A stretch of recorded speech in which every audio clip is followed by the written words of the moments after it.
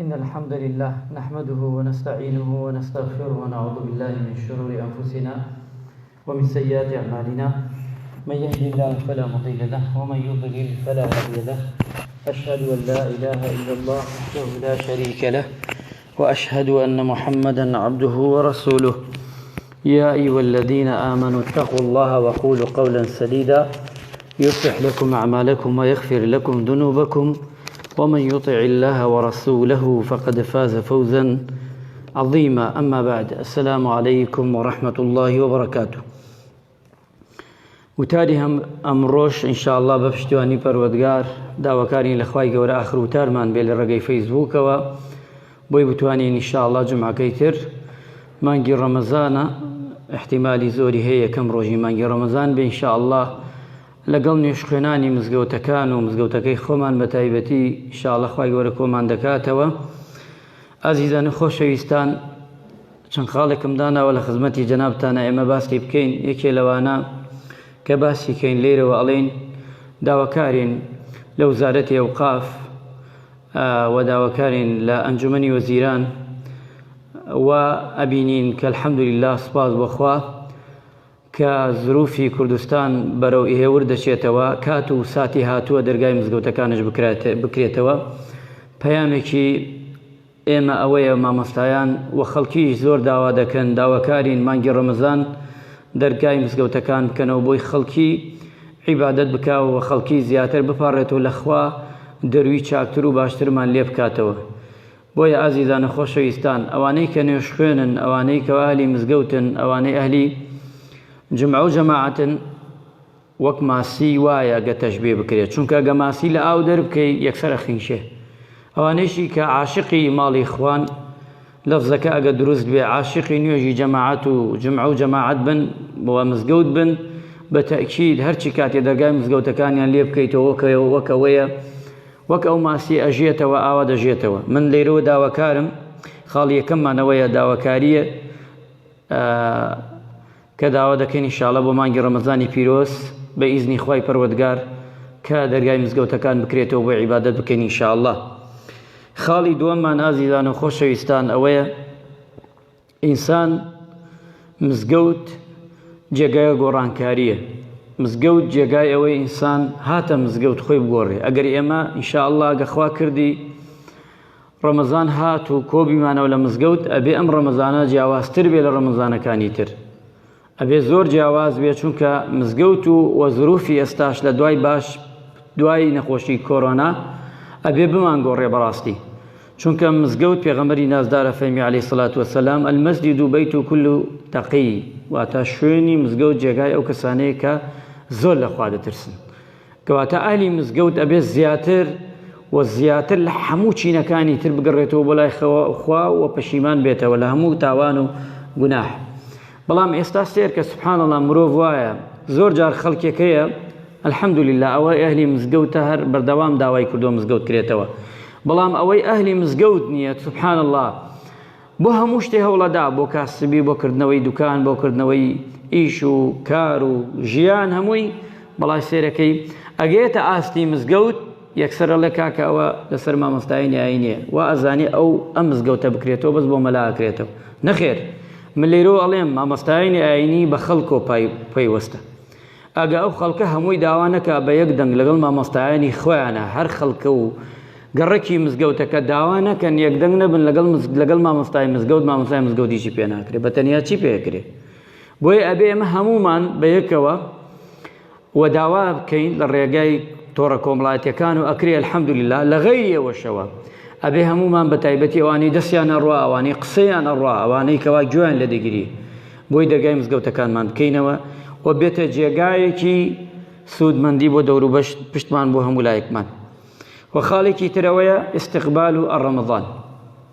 طبعا ئێمە چەند ڕۆژێکمان ماوە گەینە ڕەمەزان، ئەبێ ڕەمەزان خۆمان ئامادەکەین ئازیزان و خۆشەویستان، چونکە ڕەمەزان مانگی ڕەحمەتە، مانگی مەغفیرەتە، مانگی لێخۆشبوونی خوای لە بەندەکانی، چونکە ڕەمەزان شەهر ڕەمەزان الذي أنزل فيه القرآن هدى للناس وبينات من الهدى والفرقان، چونکە ڕەمەزان ئەو ڕۆژوەی تایە کە پێغەمبەری نازدارە فەرمی حەدیسی قودسی هاتووە ڕۆژووی مانگی ڕەمەزان کەس نازانێت پاداشتەکەی چەندێکە جگە خوددا نەبێ، پاداشتی دیاری نەکراوە. ڕەمەزان ئەوەیە کە ئەبێتە قەڵغانی بینی خۆت و دۆزەخ. ڕەمەزان ئەوەیە خوای گەورە لێت خۆشێ، مەغفیرەتی خوا دابەزێت، دەرگای بەهەشت دەکرێتەوە هەر هەشتی، و دەرگای دۆزەخ دادەخرێ و شەیتانەکان کۆت و زنجیر دەکرێت و بەرەکەتی خوای پەروەردگار دابەزێ و مەلایکان دابەزن. فەضائیلی زۆرە گەر ئێمە باسکەین، بەڵام گرنگەوەیە ئێمە بزانین بەرەو ئەم مانگە ئەچین، نابێ بە دڵێکی شکاو. ڕاستە زروفەکەمان کاتێکە و ساتێکە دڵمان لەوێ شکاو بێ، بەڵام نا ئەبێ عەزیمەتێ خۆمان هەڵکەین بۆ عیبادەت، بۆ تاعات، بۆ ئینشاءالله و دوعای خێرشکەین. ئەگەر ڕەمەزان بۆ نمونە ئەگە مزگەوت هەبوو، ئەگە مزگەوتش نەبوو نابێ ئینسان هەر سارد و سڕ بێ، ئەبێت و هەر عیبادەت، چونکە ڕۆژوو هەردەگریت ئەوە شەکیتیانێ. خەڵکێکمانێ سبحان الله دڵ نەخۆش ئەگەر ڕێ بە دوای ئەوەیە بەشکەم لە سوچێکەوە بێژن ئەمسی ڕۆژوش ڕەمەزانە مەگرە، وەڵا بە نەخۆشەکە باشەڵێن ئەگە ئاو بخۆی. کورەکاکە هەموو شتێ بەدەست خوایە، خوا ئەو خەڵکە بۆ ئیمانی ئاوای لێهاتووە، ئەو خەڵکە نازانم ئیمانی بۆ ئای لێهاتووە، لە هەموو شتێ ترسێ، نەعوذ بالله بەس لە خوا ناترسێ. ئەم خەڵکەمان نازان بۆ ئای لێهاتووە، خەڵکی ئێمە هەموو شتێ بەدەست خوایە، ئەگە خوا بنووسێ لە تۆ حەزەکەی هەموو دنیا بە دەورت بگرێ، بەخوا ئەم نەخۆشە تووشی دەی، بەخوا ئەگەر خوا نەیشی نووسێ بەخوا تووشی نایە. ئیتر ئەمە بێ یەقینێک بێ، لەگەڵ ئەمەشە ئەسباب بەکاردێنی و وەسەلام ئەوەی کە لەسەر من و تۆیە. سەحابەی پێغەمبەر بوو، ئەم دەردەی گردو و شەهیدیش بۆ ڕۆیشتووە.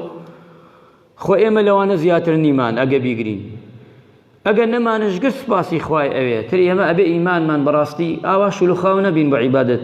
خوامان بێ دەی کە ڕۆژۆکە نەگرین، خوامان بێ کە یعنی جمع و جەماعەتەکە هەمووی کە لە کۆڵ بکەینەوە. ئەبێ ئینسان وریا بێ، چونکە ڕەمەزان ئەوەیە کە ئینسان تۆڵ و تند بێ و خۆی بگرێتەوە و ئامادەش بێ کە کەچی ڕەمەزان ئەگەر ساڵانێکە بوو لەوێ لە یادتان بێ. لەیلەتل قەدر هەر لە مزگەوتان نەبوو، زۆرینەی خەڵکی لە ماڵای کرد.